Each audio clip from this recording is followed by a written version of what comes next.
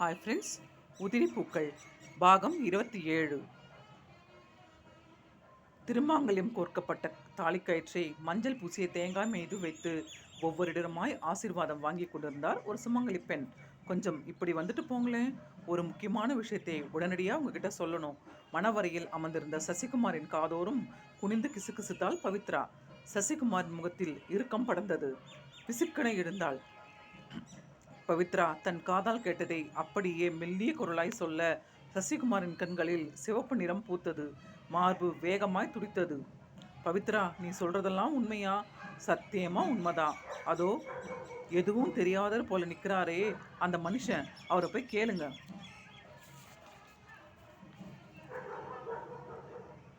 பரந்தாமன் முகம் முழுவதும் புன்னகையோடு நல்லவன் போல யாரிடமும் பேசிக்கொண்டிருந்தார். சசி, ஏன் எழுந்து நிற்கிறீங்க? முதல்ல உட்காருங்க.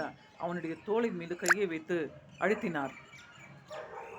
கெட்டி மேளம் என்றபடியே திருமாங்கல்யம் கோக்கப்பட்ட தாலிக்கயிற்றை எடுத்து சசிகுமாரின் கையில் கொடுத்தார் புரோகிதர்.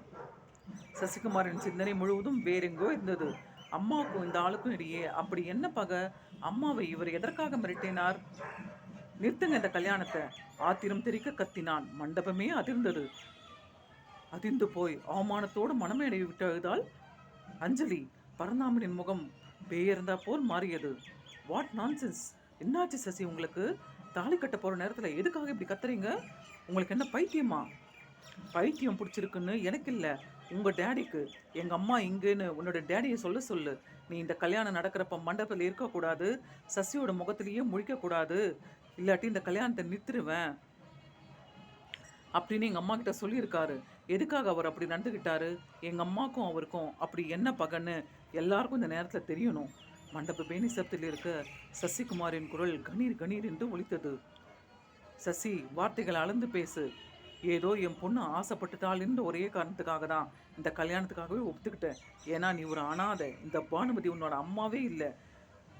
எல்லாத்தையும் போனால் போதும் சகிச்சுக்கிட்டு பெருந்தன்மையோடு உன்னை என் மருமகனா ஏற்றுக்கிட்டேன். என்னையா நீங்கள் கேள்வி கேட்குறீங்க? வார்த்தைகளில் அனல் வீசியது. தோள்களை குலுக்கினார். அடுத்து என்ன நடந்தது ஃப்ரெண்ட்ஸ்? அடுத்த அத்தியாயத்தில் சந்திப்போம் ஃப்ரெண்ட்ஸ். Bye friends.